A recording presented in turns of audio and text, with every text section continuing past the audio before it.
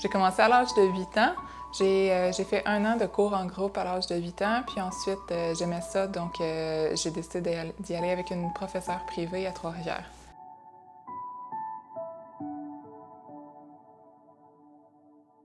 J'ai eu une mentor, c'est ma prof de peinture, Céline Veillette, qui m'a suivie jusqu'à environ mes 18 ans. C'est une artiste peintre géniale, c'est une personne, c'est une femme extraordinaire. J'ai grandi avec elle, en fait, étant donné que j'ai suivi des cours avec elle pendant toute mon adolescence. Je me suis développée en tant qu'artiste avec elle. Je me suis développée en tant que personne, surtout. De là, je peux dire, oui, effectivement, c'est ma mentor.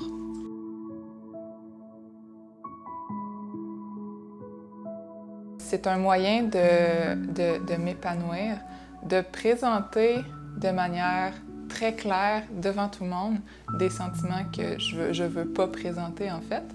Donc, c'est une façon de mettre mes sentiments sur un tableau, de les exposer publiquement et de dire à tout le monde, vous comprenez quand même pas qu'est-ce qui se passe. Puis ça, c'est absolument génial.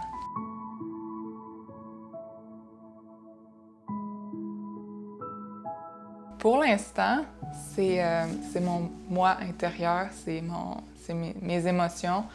Ce qui se passe dans ma vie, évidemment, tout ce qui est le plus mouvementé possible, le plus difficile à exprimer, les choses dont on a de la difficulté à introspecter, si je puis dire, ou à discuter, à parler, je le mets sur toile, puis c'est ça qui m'inspire. J'ai pour objectif d'y aller d'un point de vue un peu plus impact social macro, de passer plutôt de ce qui m'inspire de moi à mon environnement et moi, ce qui se passe dans le monde, ce qui peut toucher plusieurs personnes plutôt que moi-même.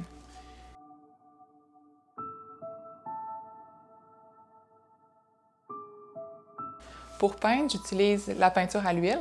Ça, c'est ce que j'utilise depuis toujours. C'est avec la peinture à l'huile que j'ai commencé avec Céline, très jeune. Puis honnêtement, c'est ce que je préfère aussi. J'ai commencé à utiliser plus d'outils pour peindre qu'avant. Avant, c'était la peinture à l'huile et le pinceau sur Canva, ce qui est très classique, ce qui est très simple, puis c'est le plus simpliste possible.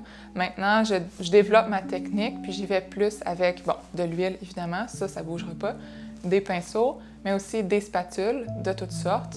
Les spatules de métal, c'est le plus classique.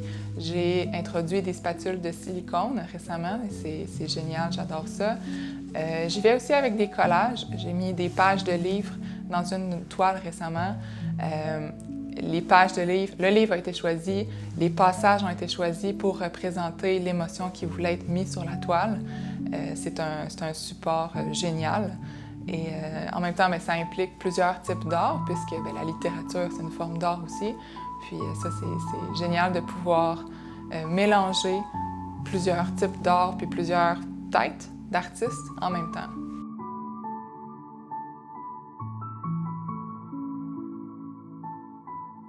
Le petit bonhomme allumette, il est là depuis que je suis autonome en tant que personne puis en tant qu'artiste et il restera toujours. C'est ma signature, c'est ma marque de commerce. C'est simplement un petit bonhomme allumette, vraiment pas compliqué à faire. C'est mon moi intérieur à la base.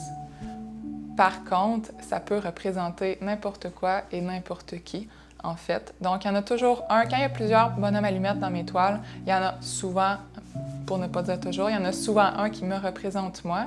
Mais j'aime que chacun qui regarde mes toiles se représente à travers le bonhomme et voit lui-même sa perception, son vécu, ses expériences, puis se voit à travers la toile, en fait, à travers le petit bonhomme. Donc, à la base, c'est moi, mais en fait, c'est chacun qui regarde les toiles.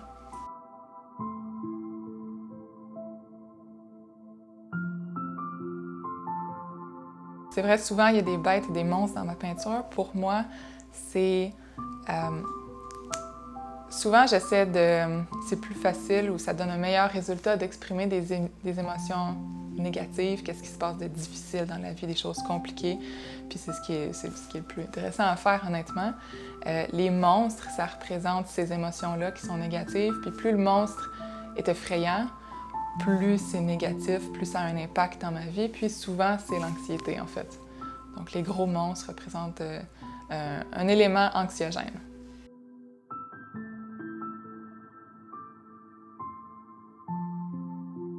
Les thèmes qui reviennent le plus souvent dans ma peinture, c'est effectivement l'anxiété. Il n'y a pas juste ça, c'est pas toujours ça, évidemment. C'est des difficultés au travers desquelles je passe dans ma vie, des choses qui m'ont touchée. Ça peut être en fait aussi les difficultés de quelqu'un d'autre qui m'ont énormément touchée et qui m'ont touchée à un point où je suis capable d'aller chercher l'émotion puis d'aller la transfigurer dans une scène, dans une image, dans un monstre quelconque ou un élément plus abstrait.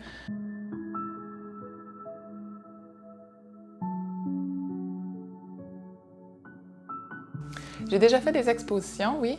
J'en ai fait plus jeune, justement avec Céline Veillette, ma mentor. Plusieurs, en fait, pendant mon adolescence, où elle nous amenait avec nous, ses élèves, exposer dans les vernissages qu'elle faisait.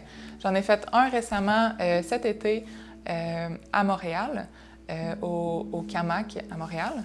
Puis j'ai une toile qui est exposée en ce moment avec Galéa, qui est un site qui expose en ligne seulement, virtuellement, des toiles des artistes canadiens. Vous pouvez vous procurer mes œuvres sur Internet. J'ai ma page Facebook, j'ai une page Instagram si vous voulez voir mes œuvres. J'ai une page Etsy où on peut voir les options de prix, de livraison et toutes les toiles qui sont disponibles aussi. Ils sont aussi sur Galéa, justement, la galerie virtuelle en ligne. Puis voilà, sinon, je suis toujours disponible pour discuter puis voir les œuvres qui sont disponibles ou si on veut en parler aussi, là.